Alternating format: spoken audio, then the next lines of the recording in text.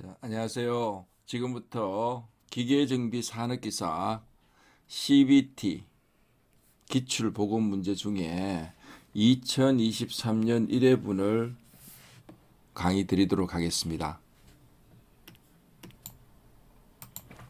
자, 1번부터 이제 차근히 살펴보면은, 자, 1번은 윤활유를 분무급유하는 윤활유 급유하는 루브리케이트의 작동 원리는 무엇인가? 자, 여기서 루브리케이트라고 하면은, 자, 루브리컨트라고 하면은 윤활유고, 루브리케이션 하면은 윤활이 됩니다.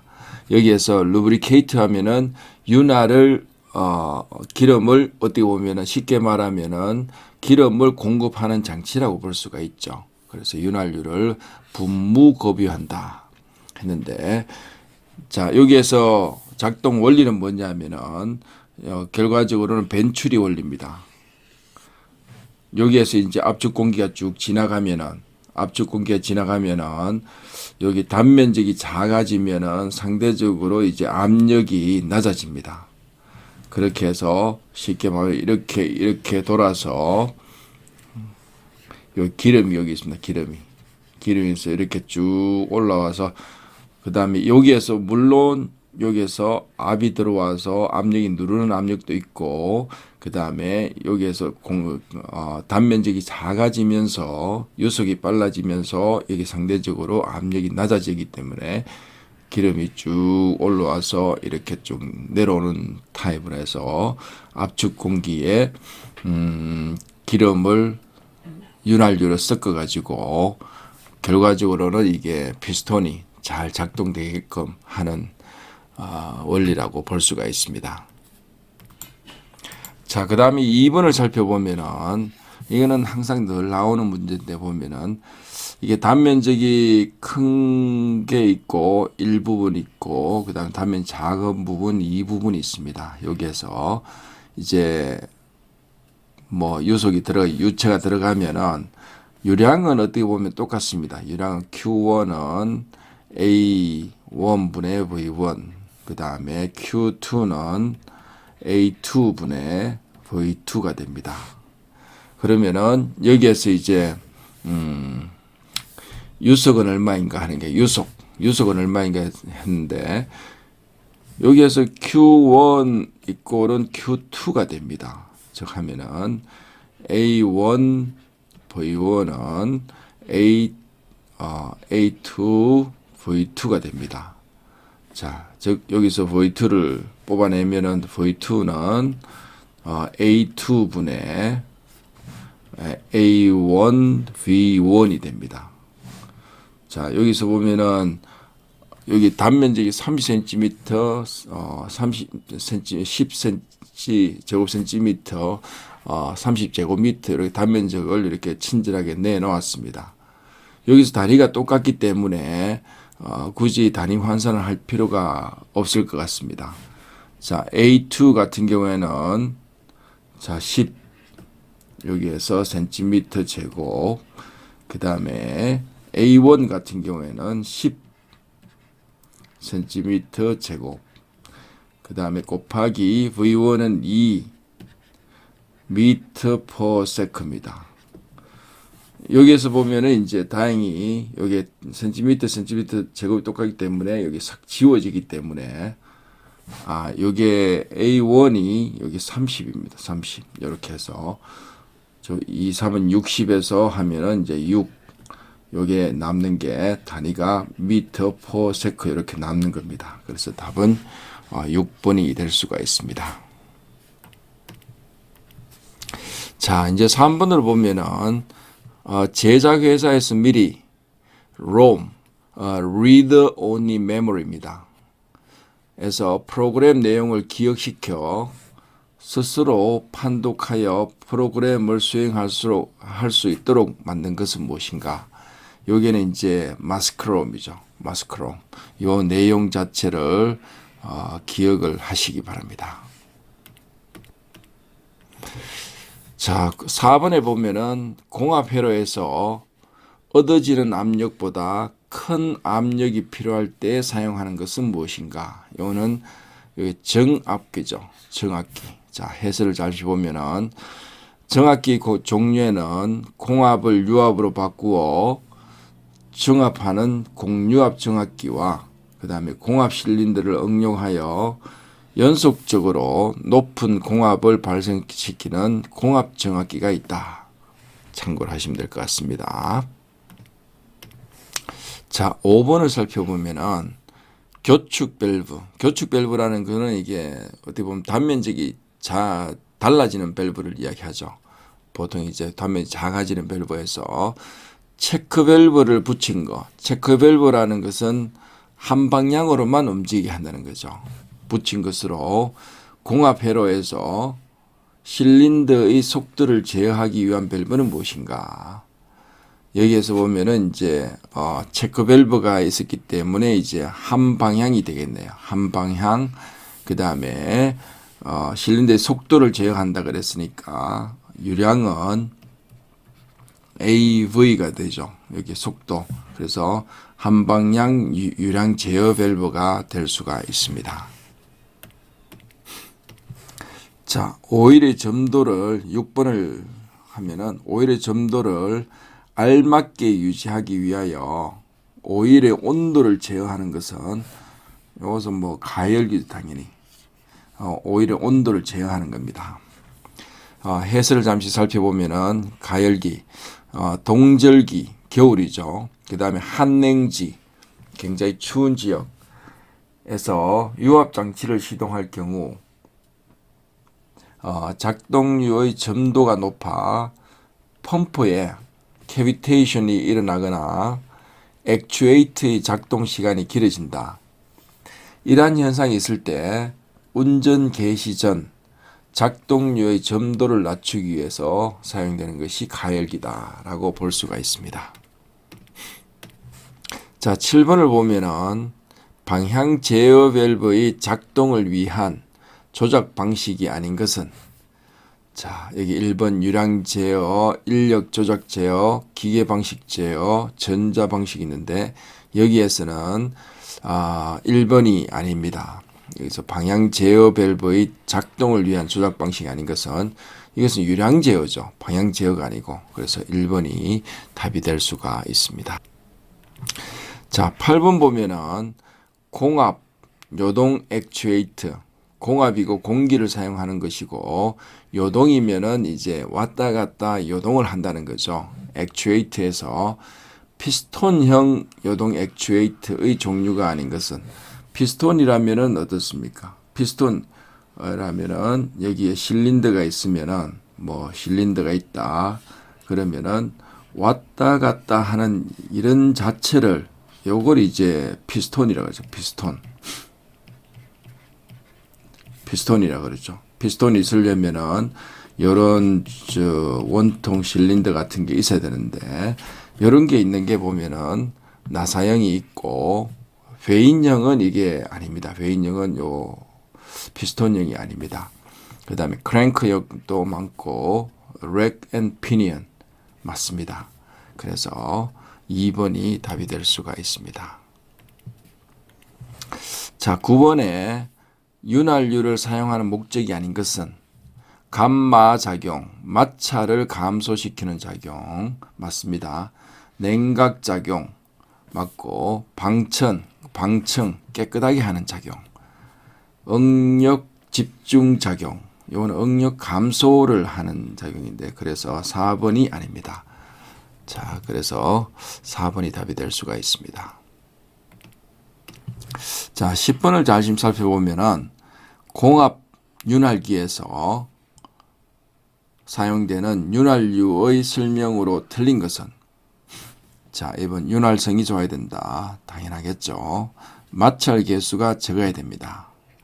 또 열화의 정도가 적어야 된다. 열화라는 것은 이제 열에 의해서 이 윤활유의 이제 물성, 제 기능이 떨어진다는 걸 이야기하는 겁니다. 자, 4번 일반적으로 윤활유는 ISO VG45 이상을 사용한다. 이거는 45가 아니고 32를 권장한다고 되어 있습니다. 자, 그 다음에 11번에 살펴보면은 초음파 센서의 특징으로 틀린 것은 초음파로 가면은 어떻게 보면 음파로 가면은 우리가 가청할 수 있는 범위를 하고 이야기하고 초음파라면은 우리가 가청할 수 없는 범위를 이야기할 수가 있습니다. 초음파 센서의 특징으로 틀린 것은 비교적 검출 거리가 길다. 맞습니다. 투명체도 검출할 수 있다. 맞습니다. 먼지나 분진, 연기에 둔감하다. 이것도 맞습니다. 특정 형상, 재질, 색깔 등은 검출할 수 없다. 이거는 있다가 맞습니다. 있다. 그래서 4번이 답이 될 수가 있습니다. 자, 그 다음에 12번을 살펴보면은 패킹을 저널에 가볍게 접속시켜. 저널이라고 하는 것은 이런 형태의 축이 있어 가지고 요 형태를 지지하고 있습니다. 요 베어링 형태 비슷한 걸로 해서 지지하고 있는데 요걸 안에 있는 축을 저널이라고 합니다. 저널에 접촉시켜 급유하는 방법으로 모세관, 이게 통로가 단면이 작고 긴 형상을 모세관이라 그러죠. 모세관 현상을 이용하여 윤활시키며 윤활유를 순환시켜 사용하는 급유 방식은 여기서는 이게 저널에 가볍게 접촉하는 급유 방식이기 때문에 패드 급유법이 될 수가 있습니다. 자, 13번을 보면은 다음 기능선도 기분 기호의 의미로 옳은 것은 자, 이런 형태로 있는 것은 이게 OR을 나타내는 기능선도라고 볼 수 있습니다. 잠시 참고로 살펴보면은 게이터 종류 AND 같은 경우에는 자, 기호는 XY가 이렇게 그 다음에 출력 F 이런 형태로 AND를 기호를 나타내고 그 다음에 사각형 기호를 보면은 여기에 N%가 여기 들어갑니다. 이렇게 들어가는 기호를 합니다. 논리식은 X.Y 이렇게 이런 형태로 나타낼 수가 있습니다. 그 다음에 OR 같은 경우에는 저 위에 요 형태하고 다르게 약간 오목한 형태를 나타내고 그 다음에 1보다 같거나 크다 이런 형태로 해서 이런 형태의 기호를 나타내고 그 다음에 논리식은 F 이퀄은 X 플러스 Y 이런 형태로 OR을 나타낼 수가 있습니다. 그 다음에 낫이다 아니다 그러면은 뭐냐면 X 하면은 이런 형태 동그라미를 해서 부정하는 형태를 F를 하고 그 다음에 이래서 여기 부정하는 형태의 이런 기호를 나타내는 겁니다. 그 다음에 아니다 할 때 위에 바를 해서 아니다라고 표현을 할 수가 있습니다. 자, 이제 14번을 보면은 신호 처리 방식에 따른 제어계의 분류로 만든 것은 자, 1번 보면은 동기 제어계, 비동기 제어계, 논리 제어계, 시퀀스 제어계. 여기서는 1번이 맞네요. 1번이 맞을 수가 있습니다.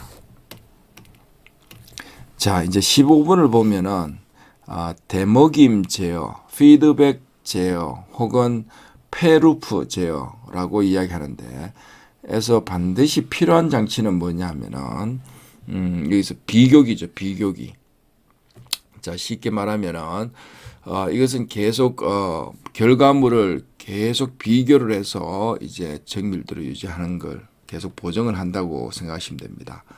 자, 여기 입력값이 들어가면 여기에서 비교해서 쭉 형태가 이어지고 다시 이제 결과물을 다시 피드백을 합니다.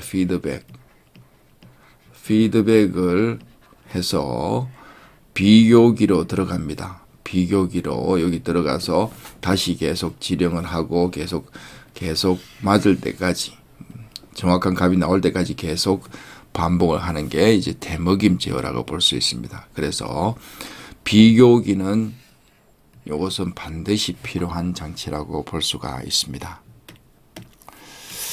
자, 그 다음에 16번. 다음과 같은 논리 회로의 출력 y를 구하면 어떻게 되느냐. 자, 자세히 한번 기호를 좀 알아야 되는데 한번 보겠습니다. A를 입장에서 보면은 자, 요거는 이제 not이죠. not이라고 해서 요런 것들은 A 하이픈 이렇게 표시를 하죠. 그 다음에 이제 여기에 들어가는 B의 경우에는 바로 이렇게 바로 들어가기 때문에 요거는 이제 B 그대로 들어가는 거죠. 그 다음에 요 기호 자체는 AND이기 때문에 결과적으로 여기에서는 이제 A-B가 이렇게 나올 수 있습니다. 그 다음에 이제 요걸 측면 한번 보면은 A는 그대로 들어가고 그 다음에 B는 여기에 not이기 때문에 B-이 됩니다. 자, AND를 통과하면은 A, B-이 되고 그 다음에 요것은 이제 OR로 요거는 더하기가 나오는 거죠. 그렇기 때문에 여기에서 나오는 것은 뭐냐면은 A-B 더하기 A, B 바가 이렇게 나오는 겁니다. 이렇게 나오므로 요걸 똑같은 걸 찾아보면은 A, B 2번이 답이 될 수 있겠네요. 요 순서만 좀 바꿔놨을 뿐이지 똑같습니다. 그래서 여기서 기억할 건 요건 not이라는 거고 부정하는 거, 그 다음에 요건 and, 그 다음에 or 회로를 기억하시면은 쉽게 풀 수가 있습니다. 자, 다시 한 번 더 설명을 드리면은 설명도에서 게이트 종류 and, 자, 기호는 이런 형태로 나타내고 and는 입력 신호가 모두 1일 때 1출력이 나오는 경우입니다. 그래서 진리표 보면은 모두 1이 됐을 때만 1이 된다. 그 다음 논리식은 A.B, AB 이런 형태로 나타낼 수가 있습니다. 자, or 같은 경우에는 이런 형태의 기호를 나타내고 입력 신호 중 한 개만 1이어도 1이 될 수 있다. 그렇게 해서 이걸 논리식으로는 A 플러스 B 이렇게 나타낼 수가 있습니다. 자, not이라고 하는 것은 이제 이런 기호 부호를 넣으면서 이런 형태가 not이 될 수가 있는데 입력된 정보를 반대로 변환하여 출력을 한다로 되어 있습니다. 그래서 A 다시 요 프라임이 될 수 있고 혹은 A 이렇게 위에 바가 될 수 있는 거 이렇게 나타낼 수가 있습니다. 자, 다음 진리표와 관계 있는 밸브는 무엇인가? 이거는 보면은 이제 AND죠, AND. AND라는 것은 입력이 둘 다 이렇게 1이 돼야만이 이제 출력이 1이 된다는 거죠. 그러면은 여기 OR 밸브, 이 교축 밸브, 체크 밸브가 있는데 여기는 이압 밸브가 이제 요거하고 똑같은 겁니다. 즉 다르게 이야기하면은 이압 밸브라는 것은 요 그림에서 보시다시피 XY가 모두 이게 입력이 돼야만이 이제 출력이 Y가 생긴다는 겁니다. 이런 식으로 여러분들이 기억을 해 두시면 될 것 같습니다. 자, 그 다음에 18번을 살펴보면은 관로라고 하는 건 파이프죠. 파이프 내에 통로를 이야기할 수가 있습니다. 면적을 감소시킨 통로로 길이가 단면 치수에 비하여 짧은 것은 요거는 이렇게 볼 수가 있죠. 뭐 이렇게 해서 이런 형태로도 나타낼 수가 있고 자, 그러면은 여기의 단면적하고 여기의 단면적이 서로 다르죠. 그렇게 해서 이런 형태로 상대적으로 요 길이가 작은 것을 뭐라고 하냐면은 우리는 오리피스라고 이렇게 이야기합니다. 오리피스라고 이야기하고, 또 이게 상대적으로 이게 요게 큰 거 같은 경우, 예를 들어서 이런 형태, 길이 방향으로 쭉 되어 있다. 길이 방향으로 쭉 길게 좀 되어 있다. 이렇게 되면은 요걸 이제 초크라고 합니다. 초크. 그냥 이렇게 정의를 여러분들이 한번 알아두시면은 좋을 것 같습니다. 그 다음에 우리가 이제 교축이라든지 이런 이야기를 많이 하는데, 교축이라는 것은 유체 흐름의 단면적을 감소시켜 뭐 이런 거죠, 그죠? 이런 형태라든지 이런 형태, 관로 내의 저항을 지니게 하는 기구를 교축이라고 한다. 이런 단어들이 헷갈릴 수 있기 때문에 여러분들이 기억하시면 좋겠습니다. 하고, 여기에는 오리피스와 초크가 있다. 그 다음 초크 같은 경우에는 단면적을 줄인 길이가 단면 치수에 비해 긴 경우의 교축을 말한다. 압력 강화는 액체의 점도에 따라 큰 영향을 받는다라고 되어 있습니다. 자, 그 다음에 19번을 살펴보면은 비상 업무 처리를 위한 기능으로, 비상입니다. 비상 업무 처리를, 비상이라고 하는 것은 어떤 행위가 되고 있는 중간에 바로 이렇게 인터럽 할 수, 방해를 할 수 있다는 거죠. 쉽게 말하면은 어떤 특정의 입력이 들어왔을 때 즉시 응답되는 제어 동작을 수행하도록 요구하는 용도로 쓰이는 것은 무엇인가 하는데, 요거는 이제 interrupt 처리라고 볼 수가 있습니다. 여기에 영어로 interrupt 하면은 이제 방해하다는 뜻이죠. 그죠? 그렇기 때문에 정상적으로 어떤 프로세스가 진행되고 있을 때, 어떤 비상 상황이 생겼을 때 바로 비상 업무 처리할 수 있는 기능입니다. 인터럽터 처리 기능이라고 볼 수가 있습니다.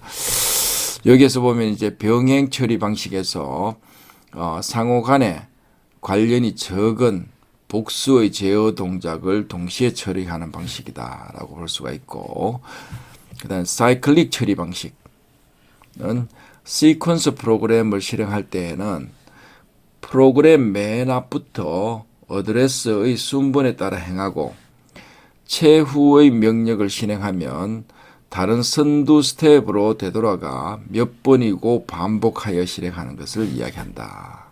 사이클릭이라면 계속 똑같은 걸 반복한다는 뜻이죠. 그렇게 볼 수가 있습니다. 자, 20번을 보면은 다음 센서 중에 가속도 센서로 사용할 수 있는 것은 무엇인가 해서, 이거는 이제 앞전형이 될 수가 있습니다. 자, 예를 들어서 앞전형이라면은 압력을 받으면은 전압이 발생하는 센서라고 볼 수가 있습니다.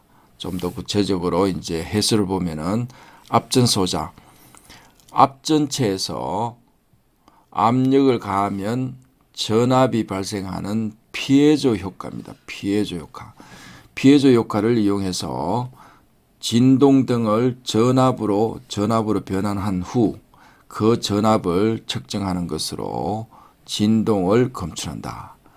여기에 사용되는 것은 이제 가속도라든지 진동 등의 센서로 사용된다라고 볼 수가 있습니다. 자, 21번을 보면은 설비 경제성 평가 방법 중 평균 이자법에서의 연간 비용 산출식으로 옳은 것은 무엇인가? 라고 되어 있습니다. 자, 그러면은 한번 보겠습니다. 연간 비용은 여기서 보면은 정액삼각비, 그 다음 평균 이자, 그 다음에 연평균 가동비. 이렇게 요 식을 이용해서 연간 비용을 산출할 수가 있습니다. 요거는 기억을 해 두시기 바랍니다. 자, 22번. 회전하는 기계, 회전 기계의 열화식, 열을 받아서 받았을 때 발생하는 주파수 특성에서 언밸런스에 대한 설명으로 틀린 것은, 보통 우리가 시험 많이 나오는 게 언밸런스와 정렬 불량, 미스 얼라이먼트가 많이 나옵니다. 그러면은 언밸런스라면은 밸런스가 균형이 안 맞다는 거죠. 언밸런스를 보겠습니다. 언밸런스는 회전 벡터이다. 자, 회전할 때 벡터라는 거는 이제 방향과 크기가 다 있다는 거죠. 그죠? 그래서 이렇게 회전 벡터이다 하나 외우시고, 회전 주파수의 1F, 요 주파수입니다. 1F 성분의 탁월 주파수가 나타난다. 요 자체를 하나 외우시기 바랍니다. 그 다음에 휨축이나 베어링의 설치가 잘못되었을 때 나타난다. 요것은 이제 미스 얼라이먼트죠. 얼라이먼트, 미스 얼라이먼트, 정렬 불량이라고 요 설명입니다. 4번, 언밸런스에 의한 진동은 수평, 수직 방향의 최대의 진폭이 발생한다. 맞습니다. 자, 23번. 다음 중 설비 진단 기법이 아닌 것은, 이것도 많이 나오는 문제입니다. 자, 진동법, 진동을 이용해서 이제 설비 진단을 하는 방법은 맞습니다. 그 다음에 응력법, 자, 요것도 맞고, 회절법, 요거는 아닙니다. 그 다음에 오일 분석법, 여기에도 맞습니다. 자, 진동법 같은 경우에는 이제 뭐 진단 기술 중에 가장 널리 하고 있으며, 그 다음에 회전 기계에 생기는 이상 현상을 검출 평가한다라고 되어 있습니다. 그 다음에 오일 분석법 같은 경우에는 윤활유 중에 포함된 마모금속의 양, 형태, 성분으로 진단하는 기법을 이야기할 수가 있습니다. 여기에서는 이제 오일 분석법 중에는 이제 페로그라피법은 자력을 이용하고, SOAP법은 가열을 이용한다고 볼 수가 있습니다. 자, 24번을 보면은, 자, 계획 공사의 견적 공수와 현 보유 표준 능력을 비교하여 이월량이 거의 일정하게 되도록 공사 요구의 접수 조정, 예비 공사 중간 차입, 외주 발주량 조정 등을 하는 것은 무엇인가? 요 문장 자체를 하나 기억을 하시기 바랍니다. 요것은 이제 여력 관리라고 볼 수가 있습니다. 여력 관리. 자, 여력 관리는 뭐 다시 한번 보면은 계획공사의 견적 공수와 현 보유 표준 능력을 비교해서 이월량이 거의 일정하게 되도록 공사 요구의 접수 조정, 예비 공사 중간 차입, 외주 발주량 조정 등을 하는 것을 이야기한다 라고 볼 수가 있습니다. 자, 그 다음에 25번 보면은 내부에 형성되어 있는 하나 혹은 그 이상의 체인버라고 하면 하나의 방이라고 생각하면 됩니다. 어떤 룸이라고 생각하면 되죠. 체인버에 의해서 입사소음 에너지를 반사하여 소멸시키는 장치는 무엇인가? 여기는 이제 반사라 했기 때문에 반사소음기라고 볼 수가 있죠. 보통은 이제 흡음소음기하고 반사소음기를 많이 사용하는데, 자, 이렇게 하나를 기억해 두시면 될 것 같습니다. 자, 26번을 살펴보면은 가공 및 조립 설비에서 부품 막힘, 센서의 오작동에 의한 일시적인 설비 정지입니다. 일시적인 하면 여러분들 순간을 떠올려야 됩니다. 일시적인 설비 정비 또는 설비만 공회전함으로 발생하는 로스에 해당하는 것은 무엇인가? 여기서는 이제 순간 정지 로스라고 볼 수가 있습니다. 자, 여기서 해설에서 잠시 로스의 정의를 보면은 LOSS입니다. 잃어버리는 거죠. 어떻게 보면은 일반적으로 현장 작업자가 가치 창출을 하는 시간을 제외하는 것으로서 가치 창출하는 시간을 제외하는 거죠. 그 시간에 생산하는 시간을 제외한다는 거죠. 제조 현장에서 알게 모르게 버려지는 공수를 말한다.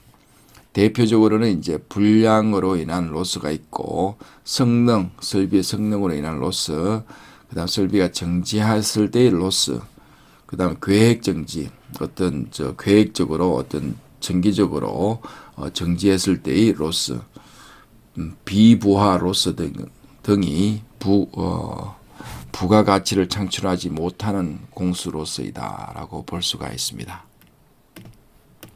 자, 26번을 보면은 다음 회전기계, 돌아가는 기계죠. 회전하는 기계의 진동 측정 방법 중 변이입니다. 변이. 얼마나 변이가 생기는지를 하는 거. 변이를 측정해야 하는 경우로 가장 적합한 것은 무엇인가? 자, 여기에서 보면은 이제 회전축의 흔들림, 요게 맞을 수가 있겠네요. 그 다음에 캐비테이션 진동, 이건 어떻게 보면 유체의 흐름인데, 요거는 이제 고주파를 측정할 수 있는 센서를 이용해야 됩니다. 유체 흐름. 그 다음에 베어링의 홈 진동, 요거는 가속도 센서, 속도 센서를 이용하면 되고, 기어의 홈 진동, 요것도 이제 가속도 센서라든지 속도 센서를 활용하면 될 것 같습니다. 자, 소음의 28번 소음의 크기를 나타내는 단위로 옳은 것은 자, hertz가 있고 데시벨, ppm, fc 이런 형태가 있습니다. 요거는 hertz 같은 경우에는 이제 어떤 주파수, 어떤 진동수를 나타내는 거고, 그 다음에 데시벨은 소음의 크기를 나타내고 여기 맞을 수 있겠네요.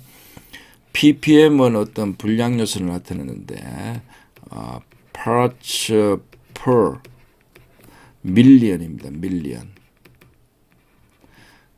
100만 분의 한 개의 부품 혹은 100만 분의 1을 나타내는 게 ppm이고, fc 같은 경우는 이제 foot candle이라고 하는데 요거는 조도를 나타내는 밝기, 빛의 밝기를 나타내는 단위라고 볼 수가 있습니다. 자, 여기에서 29번 보겠습니다. 29번을 보면은 회전하는 기계의 이상 현상에서 고주파 발생에 따른 이상 현상으로 적합한 것은 여기서는 이게 유체험이라고 볼 수 있겠네요. 캐비테이션이라든지 이런 것들에 속한다고 볼 수가 있습니다. 자, 해설을 잠시 살펴보면은 오일 휩이라고 하는 것은 미끄럼 베어링에서 축을 고속으로 회전시킬 때 위험 속도의 2배에 이르면 축이 격심하게 진동하는 것을 말합니다. 그 다음에 미스얼라이먼트는 여러분들 잘 아시는 거고, 그 다음에 언밸런스 같은 경우에는 기계 진동의 가장 일반적인 원인으로 로터 축심 회전의 질량 분포 부적정에 의한 것이다 라고 볼 수가 있습니다. 자, 30번을 보도록 하겠습니다. 윤활유가 갖추어야 할 성질이라는 것은 충분한 점도를 가질 것, 한계 윤활 상태에서 견디어낼 수 있을 것, 화학적으로 활성이고 안정할 것, 청정하고 균질할 것. 그러니까 여기 점도도 맞고 그 다음에 한계 윤활 요거도 맞고, 화학적으로 활성이면은 안 되죠. 활성이 반응을 한다는 소리이기 때문에 이게 답이 아닐 수가 있습니다.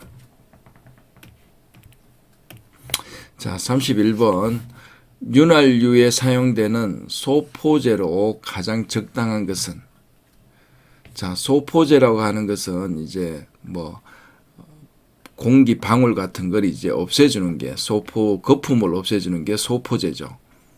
여기에서는 이제 여러분들이 이제 요걸 하나 기억을 하실 수밖에 없는데, 자, 여기 소포제로 사용하는 것은 실리콘, 유기인산염, 알코올 등을 소포제로 활용한다라고 되어 있습니다.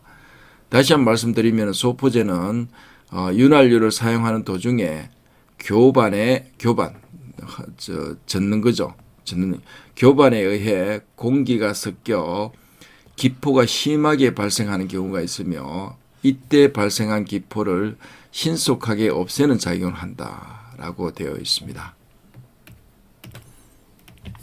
자, 32번을 살펴보면은 진동을 측정할 때 회전하는 축을 기준으로 진동 센서를 부착하여 측정하려고 한다. 진동 측정 방향이 아닌 것은 축 방향 맞고 수직 방향, 수평 방향 맞습니다. 경사 방향이 아닙니다.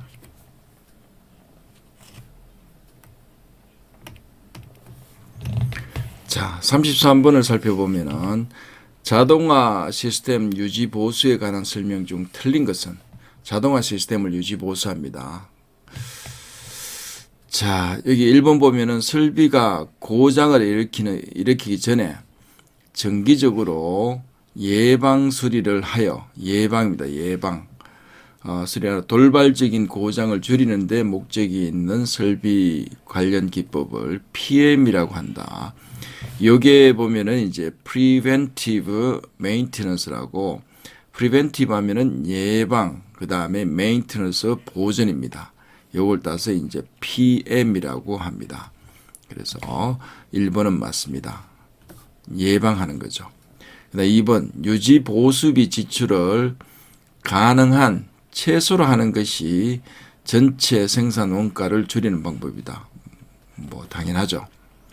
그 다음에 예비 부품의 상시 확보 여부는 그 부품의 보관 비용과 고장 빈도 또는 고장 1회당 설비 손실 금액을 고려하여 결정하여야 한다. 맞습니다. 그 다음 4번 설비의 상태를 관찰하여 필요한 시기에 필요한 보존을 하는 것을 CM이라고 한다. CM은 어떻게 보면은 이제 계량 보전입니다. 계량 보전입니다. corrective maintenance라고 해서, 자, 계량 보전은 뭐냐면은 설비가 고장난 후에 설비 변경, 부품의 개선 등으로 수명을 연장하거나 보전이 용이하도록 설비 자체의 체질 개선을 꾀하는 보전 방식을 이야기할 수가 있습니다. 보전 방식이라 할 수 있습니다.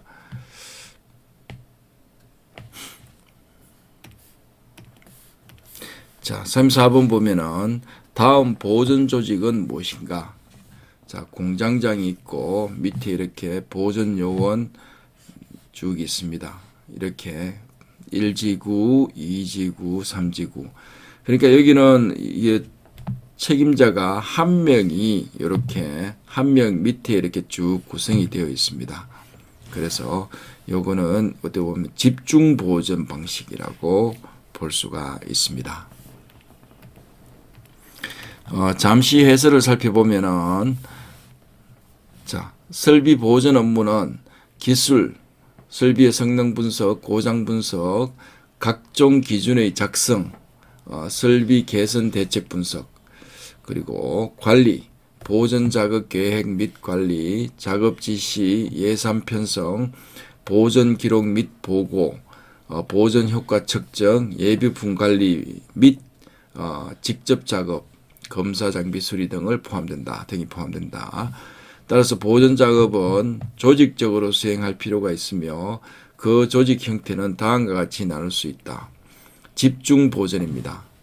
1인의 보전 책임자 밑에서 보전 활동을 집중적으로 수행하는 조직 형태를 이야기할 수가 있습니다. 이 문제와 똑같습니다. 그 다음 지역 보전, 조직상으로 집중 보전과 동일하나 제품별, 제조 부문별 또는 지리적으로 보존 업무가 분산 배치되는 조직이다라고 볼 수 있고, 부문 보존 업무는 각 제조 부문에 분산되고 제조 부문의 책임자에 의하여 보존 업무가 지시 감독되는 조직 형태이다. 절충 보존, 위의 세 가지를 절충한 조직의 형태라고 볼 수가 있습니다. 자, 35번을 살펴보면은 설비 관리의 조직 계획상 고려할 사항이 옳게 연결된 것은, 자, 설비 관리의 조직 계획입니다. 조직 계획상 고려할 사항이 옳게 된 것은, 그러니까 여기 보면 제품의 특성 입장에서는 프로세스 계속성, 요건 아니겠고, 제품의 특성에서는 원료, 반제품, 완제품을 이야기하는 겁니다.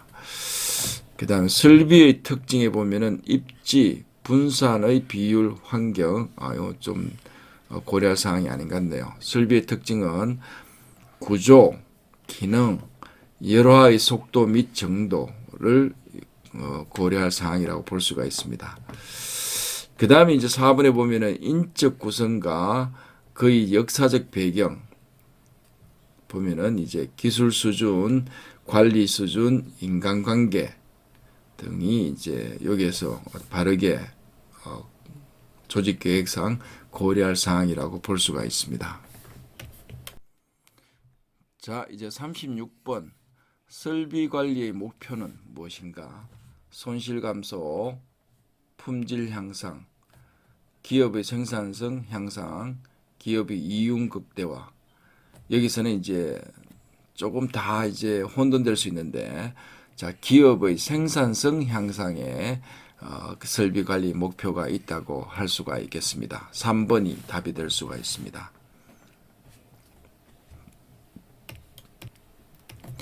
자, 이게 해설을 잠시 보면은 설비 관리하면은 영어로 하면은 facility management라고 이렇게 할 수 있고, 설비의 조사, 연구, 설계, 제작, 설치로부터 가동 후의 성능 유지 등 수명이 다할 때까지의 설비의 생산성 향상을 도모하는 기술이다.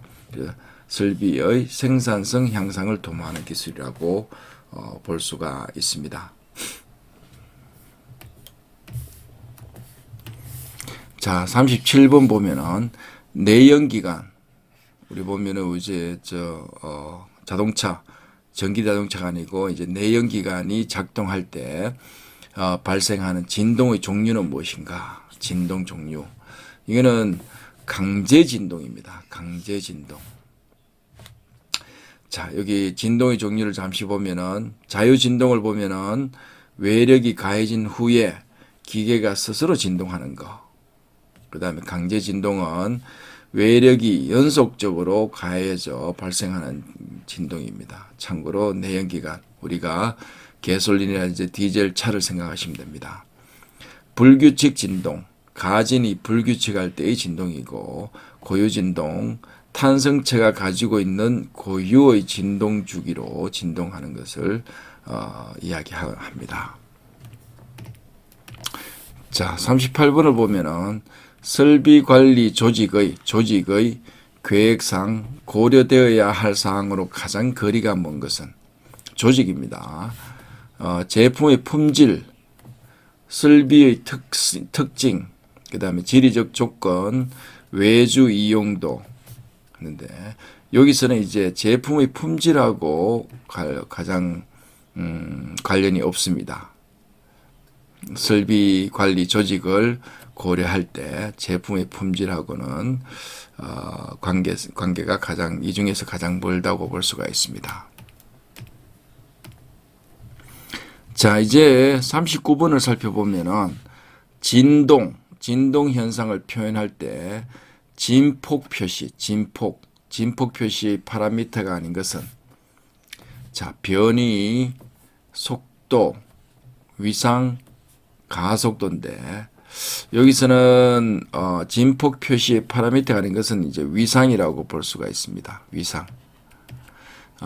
위상이라고 하는 것은 이제 영어로 페이즈인데, 반복되는 파형의 한 주기에서 첫 시작점의 각도 혹은 어느 한 순간의 위치를 나타낼 때 위상을 사용하는 것입니다.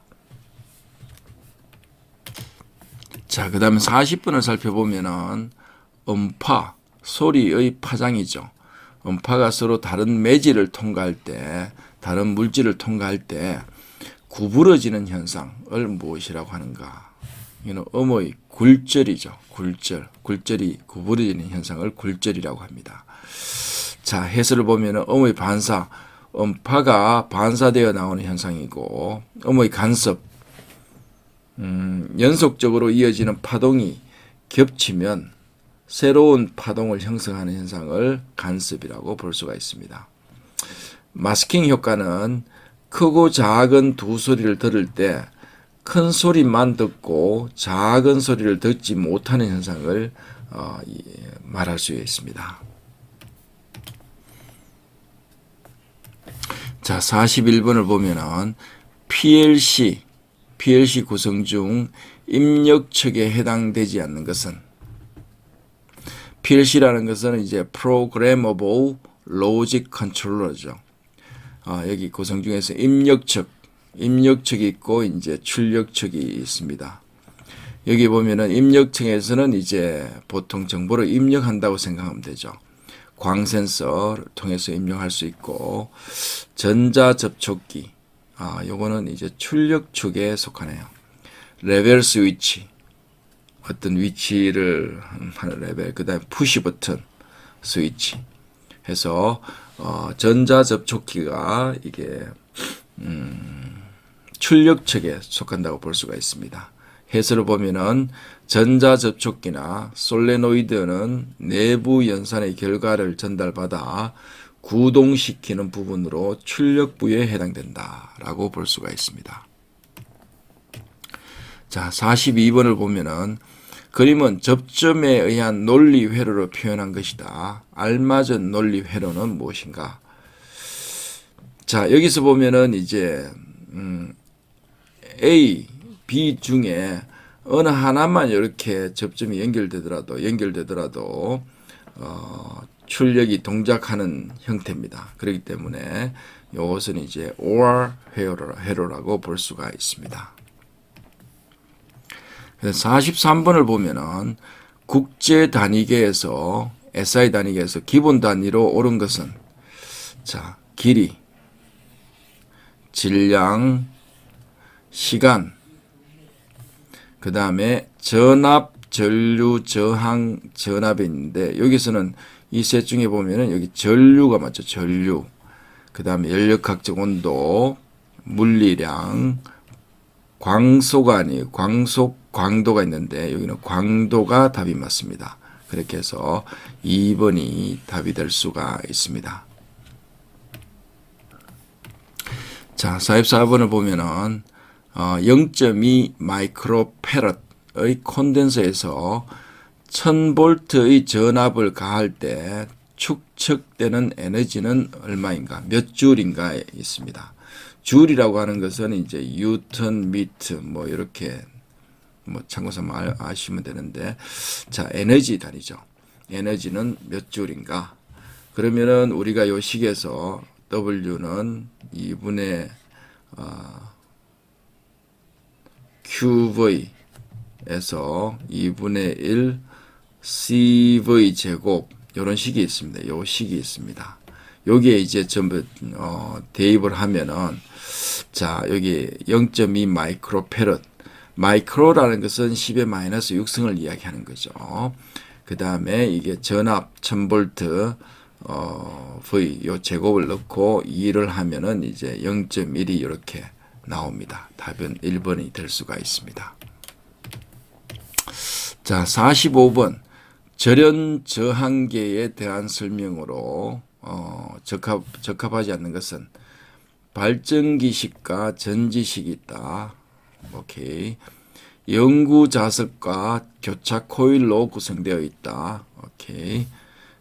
매그는 절연 저항계의 일종이다. 맞습니다. 발전기식의 경우 핸들의 분당 회전수는 60을 표준으로 하고 있다. 요건 좀 말이 안 맞네요. 요거는 발전기식은 뭐냐면은 회전을 통해서 이제 저항을 조절한다고 생각하면 됩니다. 자, 46번. 삼상 유도 전동기의 회전 방향은 전동기에서 발생되는 회전 자계의 회전 방향과 어떤 관계가 있는가? 자, 1번 보면은 부하 조건에 따라 회전 방향이 변화한다. 오케이. 그 다음에 어떤 관계? 요거 맞지가 않는 거죠. 그 다음에 특별한 관계가 있습니다. 여기는 없다가 되게 잘못되었고, 회전 자계의 회전 방향으로 회전한다. 3번이 답이 될 수가 있습니다. 자, 47번. 도선의 전기 저항에 관한 설명으로 옳은 것은 해서 여기 전기 저항은 로에다가 A, L, 요거 단면적이고 길입니다.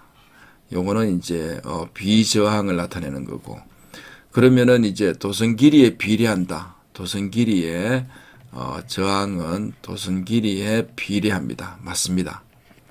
도선 길이 반비례 아니고 도선 길이의 제곱 길이의 반비례, 이것도 아닙니다. 그래서 1번이 답이 될 수가 있습니다. 자, 48번. 계측기의 측정량을 증가시킬 때와 감소시킬 때 동일 측정량에 대하여 지시값이 다른 경우의 오차는 무엇인가? 요거는 이제 히스테리시스 오차입니다. 히스테리시스라고 하면은 보통 이렇게 쭉 해서 계속 이렇게 반복한다는 거죠. 이런 형태를 히스테리시스라고 이야기합니다. 그래서 증가시킬 때, 감소시킬 때 이런 형태로 이제 형태를 생각해 보시면은 암기하기가 용이하실 겁니다. 히스테리시스 오차. 자, 49번을 한번 살펴보면은 자계의 색이나 자극을 판단할 수 있는 반도체 소자는, 이 자계의 색이 그 다음에 자극을 판단할 수 있는 소자는 홀 소자입니다. 요거는 여러분들이 기억을 하나 해두시면 좋겠습니다. 자, 해설을 보면은 홀 소자는 비접촉식으로 접촉을 하지 않는다는 거죠. 센싱할 때 전류가 흐르고 있는 반도체 칩에 전류의 수직인 자기장을 걸면은 전류와 자기장의 직각인 방향으로 기전력이 생기고 홀 효과라고 합니다. 그 기전력에 따른 전이차를 측정하여 자기장을 자기력을 가진 물체의 유무를 검출할 수 있습니다. 자, 50번에 보면은 시퀀스 제어 회로에서 입력에 의해 작동된 후 입력을 제거하여도 계속 작동되는 회로는 무엇인가? 여기는 이제 자기 유지 회로라고 볼 수 있습니다. 자기 유지 회로. 보면은 작동된 후 입력을 제거하여도 계속 작동된다 하면은 자기를 유지 회로, 계속 유지를 한다는 소리죠. 그래서 유지 회로를 이렇게 기억을 하시면 되고, 그 다음에 여기 인트록 회로라고 있습니다. 인트록은 이게 서로 맞물리다라는 뜻으로 회로에서 어떤 두 동작이 동시에 일어나지 않게 할 때 사용한 것입니다. 즉 예를 들어서 엘리베이터 같은 게 엘리베이터를 예를 들 수가 있습니다. 자, 51번. 개척계를 기능적으로 크게 분류했을 때 이에 해당하지 않는 것은 여기에서 보면은 이제 검출기, 조작기, 전송기, 수신기가 있는데 여기는 이제 조작기가 아닐 수가 있고 검출, 전송, 수신은 이렇게 세 가지 이렇게 구성되어 있습니다. 자, 52번을 보면은 다음의 압력의 크기 중 값이 다른 것은, 요거는 하나 암기를 해 두시기 바랍니다. 1 PSI, PSI라 그러는데 PSI 같은 경우에는 0.07 킬로그램 per 제곱센티미터. 대충 보면은 0.07 바하고 비슷하죠. 바. 그 다음에 51.715 밀리미터 수온이죠. 물은 어떻습니까? 750밀리미터죠. 그러니까 수온을 이렇게 넣고 수온줄을 이렇게 거꾸로 딱 하면은 요 높이가 1기압 같은 경우, 1ATM 같은 경우에는 760mm HG가 있는 게 이게 1ATM입니다.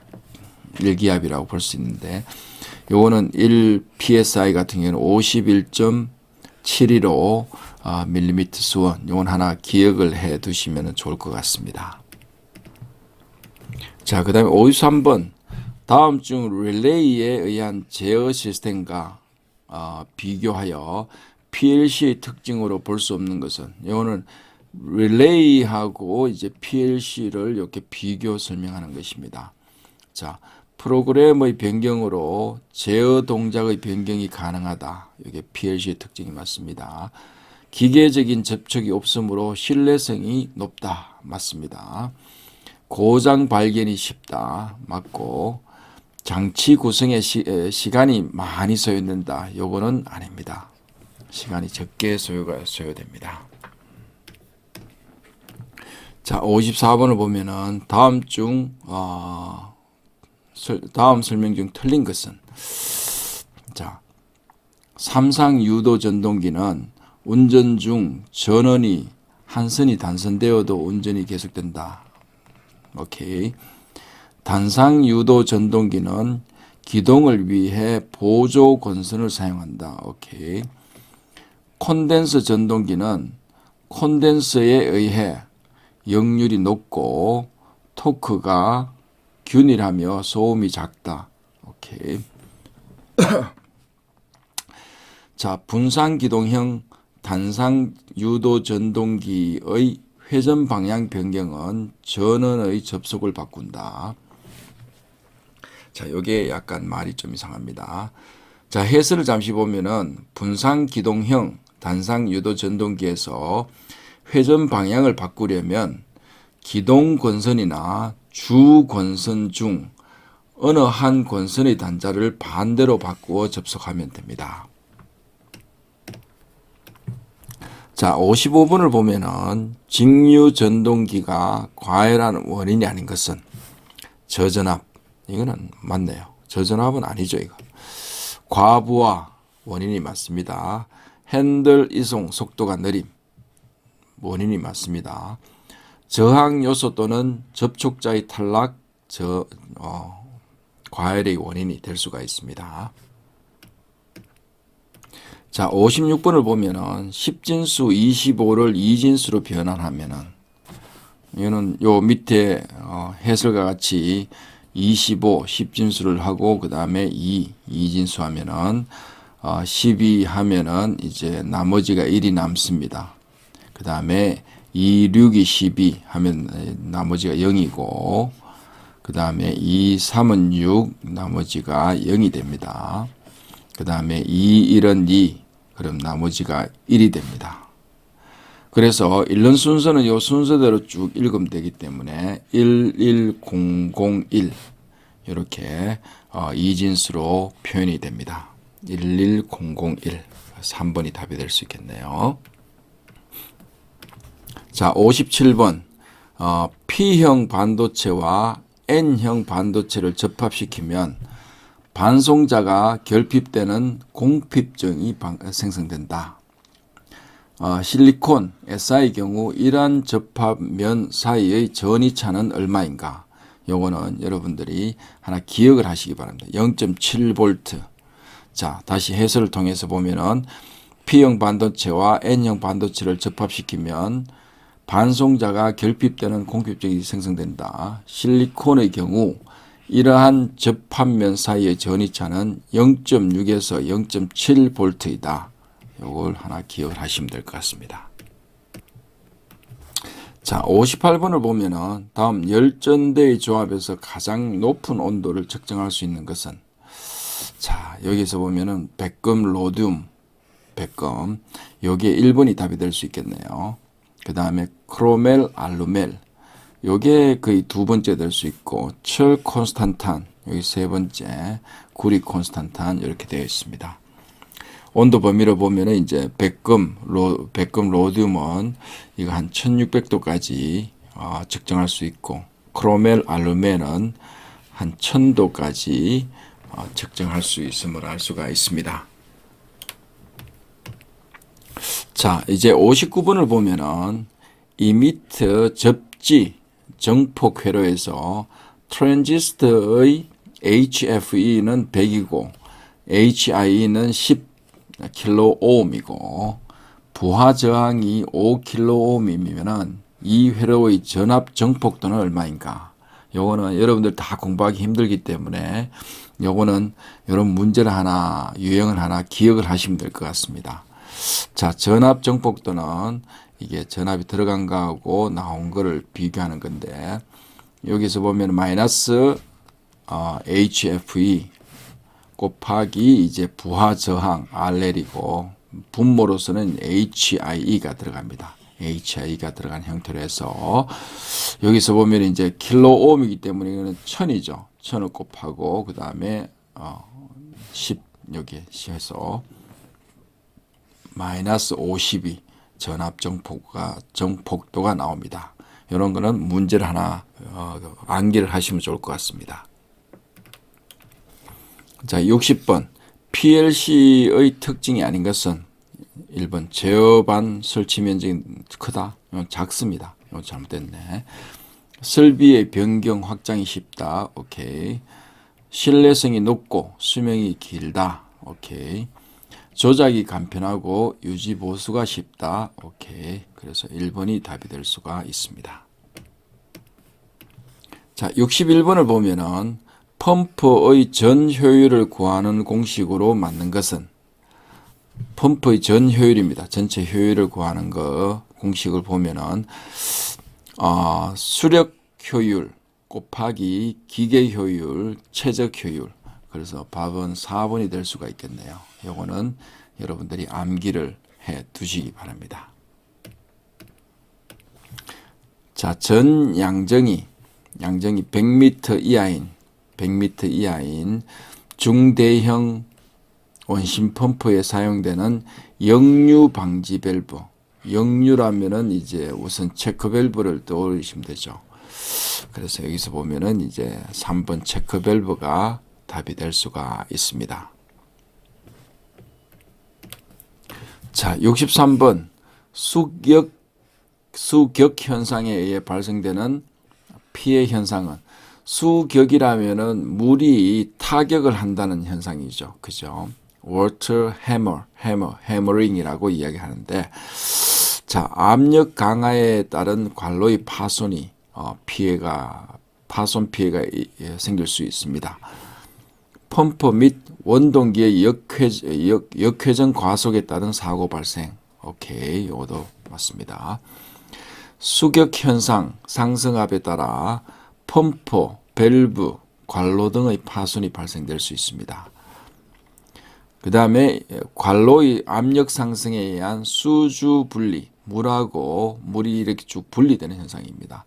분리는 낮은 충격압 발생, 이거 높은 이죠. 이거 4번이 답이 될 수가 있겠네요. 자, 64번 다음 중 버니어 캘리퍼스의 용도로 적합하지 않는 것은, 자, 버니어 캘리퍼스는 이렇게 생겼습니다. 다 아시다시피 여기에는 이제 내경, 그 다음에 외경, 그 다음에 요 뒤쪽에는 이제 깊이를 측정할 수가 있습니다. 물체의 깊이 측정, 오케이. 구멍의 내경, 구멍의 깊이, 나사의 유효 직경. 그래서 여기서 보면은 이제 나사의 유효 직경은 측정할 수가 없습니다. 그래서 4번이 답이 될 수가 있습니다. 자, 65번 밸브의 무게와 양면에 작용하는 압력차로 작동하여 유체의 역류를 방지하는 밸브는, 여기에 뭐 앞에 문제와 유사하게 역류를 방지한다 했으니까 이제 체크 밸브가 될 수가 있습니다.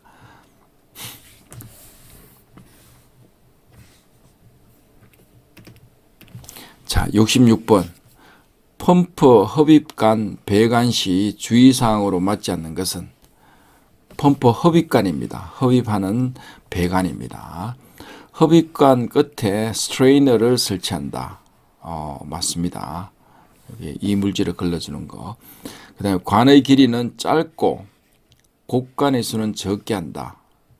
맞습니다. 배관은 펌프를 향해 100분의 1 내린 구배를 한다. 요거는 아니죠.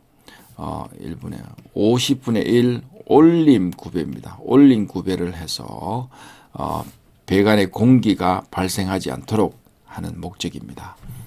그 다음 4번은 흡입관에서 편류나 와류가 발생하지 못하게 한다. 맞습니다. 자, 67번을 보면은 잼새가 있는 베어링, 억지 끼움이라는 확 끼운다는 소리죠. 잼새가 있는 베어링을 축에 설치할 경우 베어링의 적정 가열 온도는 얼마인가? 요거는 이제 하나 기억을 하시기 바랍니다. 90도에서 120도. 자, 여기에 보면은 베어링을 130도 이상 가열하면 경도 저하가 발생할 수 있기 때문에 더 이상 올리는 것은 추천하는 방법이 아닙니다. 자, 여기 베어링 설치 방법에는 잼새가 있는 베어링을 설치하는 방법에는 고주파 가열기를 활용하든지 프레스로 강제적으로 압입을 하든지 가열 유조에 의한 방법 100도씨 정도에서 가열하는 게 가장 적합하다라고 볼 수가 있습니다. 자, 68번 기어 감속기 중 평행 축형 감속기의 종류가 아닌 것은 축이 평행하다는 거죠. 평행하다는 건데, 자, 웜 기어 같은 웜 기어 감속기 요거는 축이 교차죠. 교차. 요게 아닙니다. 스폴 기어도 축이 이렇게 두 개가 이렇게 연결되어 있기 때문에 평행하고, 그다음 헬리컬 기어도 평행하고 더블 헬리컬 기어도 평행 축형 감속기에 속할 수가 있습니다. 자, 69번 원심 펌프 스토핑 박스의 봉수 압력에 대한 설명으로 옳은 것은, 자, 이것은 요 문제 자체를 기억을 하시기 바랍니다. 흡입 압력보다 1.5에서 2 정도 높게 한다. 요걸 여러분들이 암기를 해 두시면 좋을 것 같습니다. 자, 70번을 보면은 축이염의 종류 중 두 개의 축이 평행하고 두 축 사이가 비교적 가까운 경우의 회전 동력을 전달시키고자 할 때 사용하는 축이염 방식은 뭔가? 고정 커플링, 올덤, 유니버셜, 플렉시블 있는데, 여기에는 이제 올덤이 가장 적합하겠네요. 여기에죠. 두 축 사이에 비교적 가까운 거리에 있으면서 그 다음에 두 축이 이렇게 평행합니다. 근데 유니버셜 조인트 같은 경우에는 이게 두 축이 평행하지 않더라도 가능하고, 플렉시블 커플링 이런 형태, 축이 약간 이렇게 흔들리더라도 이렇게 가능합니다. 자, 71번 배관의 직경이 비교적 크고 내압이 비교적 높은 경우에 사용되며 분해 조립이 편리한 관이염은 무엇인가? 자, 여기에서는 이제 나사이염, 플랜지염, 용접이염, 턱걸이염이 있는데, 여기는 분해 조립이 용이한 것들은 이제 플랜지염이라고 볼 수가 있습니다. 플랜지염. 자, 그래서 답은 2번이 될 수가 있습니다. 자, 72번을 보면은 원주면에 흠이 있는 원판상 회전체를 케이싱 속에서 회전시켜 이것에 접촉하는 액체를 유체 마찰에 의한 압력 에너지를 주어 송출하는 펌프는, 요거는 요 문장 자체를 하나 기억을 하시기 바랍니다. 요거는 마찰 펌프가 될 수가 있습니다. 자, 그 다음 73번. 정비용 측정 기구 중 베어링의 윤활 상태를 측정할 수 있는 기구는, 베어링의 윤활 상태를 측정하는 기구는 무엇인가 라고 되어 있습니다. 록타이트, 그리스컵, 그 다음에 베어링 체커, 스트로보스코프가 있습니다. 스트로보스코프. 자, 여기서는 이제 베어링 체커가 여기에 답이 될 수가 있습니다. 베어링의 윤활 상태를 측정하는 기구. 그 다음에 해설을 좀 더 살펴보면은 록타이트는 순간 접착제입니다. 순간 접착제를 이야기하고, 그리스컵은 그리스 충진 기구를 이야기하고, 베어링 체크 같은 경우에는 예방 정비함에 있어서 가장 쉽고 빠르게 설비의 베어링 상태를 측정할 수 있는 장비. 그 다음에 이제 4번 스트로보스코프 같은 경우에는 순환하면서 움직이는 물체가 느리게 움직이거나 멈추는 것처럼 보이도록 만들어주는 기구라고 볼 수가 있습니다. 자, 그 다음 74번을 보면은 고속, 고하중, 기어, 이면이 이빨입니다. 이빨의 면이 유막이 파단되면 국부적인 금속 접촉 마찰에 의한 용융으로 뜯겨 나가는 현상이 발생되는데, 이러한 기어의 이면 손상은 무엇인가? 요걸 이제 정의로 보면 이제 스코링입니다. 스코링 현상이라고 볼 수가 있습니다. 요거는 문제를 하나 기억을 하시기 바랍니다. 자, 여기 76번 원심 펌프에서 수격작용의 방지 대책이 아닌 것은, 자, 1번 보면 펌프의 급기동을 하지 않는다. 맞습니다. 배관 구경을 작게 한다. 단면적을 작게 한다는 건데 용어는 맞지 않습니다. 크게 해야죠. 서지 탱크를 설치한다. 맞습니다. 밸브의 급 개폐래, 열고 닫는 것을 하지 않는다. 맞습니다. 자, 76번 보면은 소형 원심 펌프의 흡입관 끝에 사용하는 밸브는 무엇인가?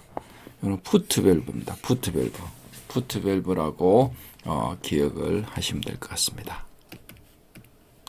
자, 그 다음에 77번 평행 축형 감속기에 사용되는 기어는, 앞에서 나온 문제와 거의 유사한 문제입니다.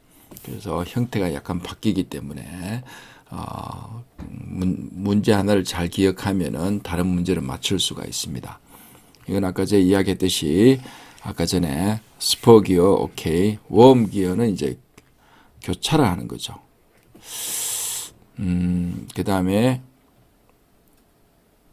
스파이럴 베벨 기어, 이것도 직각으로 되는 거고, 하이포이드 기어, 요거는 이게 평행이 안 맞습니다. 직각도 안 맞고 이제 일치하지도 않고, 그래서 스포 기어가 평행 축형 감속기에 사용되는 기어라고 볼 수가 있습니다.